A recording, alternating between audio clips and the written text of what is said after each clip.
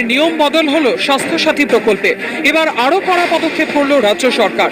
স্বাস্থ্য ভবনের তরফে নতুন অ্যাডভাইসারি জারি করে বলা হয়েছে, এবার থেকে স্বাস্থ্যসাথী প্রকল্পে কোনো রোগী হাসপাতালে 10 দিনের বেশি ভর্তি থাকলে মেডিকেল অডিট করাতে হবে। তা খতিয়ে দেখার পর হাসপাতালের বিলের টাকা মঞ্জুর করবে রাজ্য সরকার। এছাড়াও স্বাস্থ্য দপ্তরের নতুন নির্দেশিকায় স্বাস্থ্যসাথী প্রকল্পে জেনারেল সার্জারি ও স্ত্রীরোগ সংক্রান্ত অস্ত্রোপচারের প্যাকেজের ক্ষেত্রেও বেশ কিছু নিয়ম বদল করা হয়েছে। যে অস্ত্রোপচারের জন্য রোগী হাসপাতালে ভর্তি হয়েছেন, শুধুমাত্র তার প্যাকেজের টাকাই দেবে রাজ্য সরকার। রোগীর অন্য কোনো শারীরিক সমস্যা ধরা পড়লে এবং সেই সংক্রান্ত আরেকটি অস্ত্রোপচারের প্রয়োজন পড়লেও মিলবে না বাড়তি টাকা। নিয়ম না মানলে শাস্তির মুখে পড়তে হবে সংশ্লিষ্ট চিকিৎসক ও হাসপাতাল কর্তৃপক্ষকে। কিন্তু হঠাৎ কেন এই বদলের প্রয়োজন হলো? স্বাস্থ্য দপ্তর সূত্রে দাবি, বেশ কিছু বেসরকারি হাসপাতাল এবং নার্সিংহোম কর্তৃপক্ষ অসৎ উপায় অবলম্বন করে স্বাস্থ্যসাথী প্রকল্পের টাকা আদায় করছিল বলে অভিযোগ ওঠে।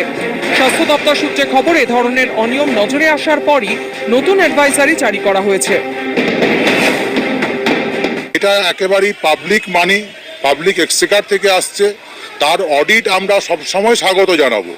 কিন্তু এই অডিট করার নামে বা বাড়তি তার যদি একটা চিকিৎসা করতে গিয়ে অন্য একটা চিকিৎসার প্রয়োজন হয়, সেইটার খরচটা এখান থেকে যোগাবো না, এইটা বলে কি তাদের চিকিৎসা পাওয়ার যে অধিকারটা বা সুযোগটা, সেইটাই কোথাও সংকুচিত হয়ে যাচ্ছে না?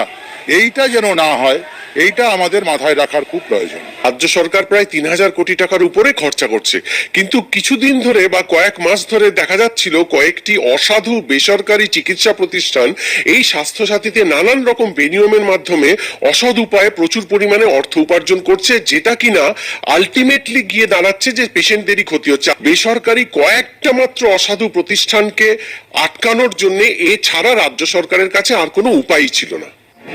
মাস সাতেক আগেই স্বাস্থ্যসাথী প্রকল্পের আওতায় বেসরকারি হাসপাতালে জরুরি পরিষেবায় অর্থোপেডিক অস্ত্রোপচারের ক্ষেত্রে নিয়ম বদল করেছিল রাজ্য সরকার।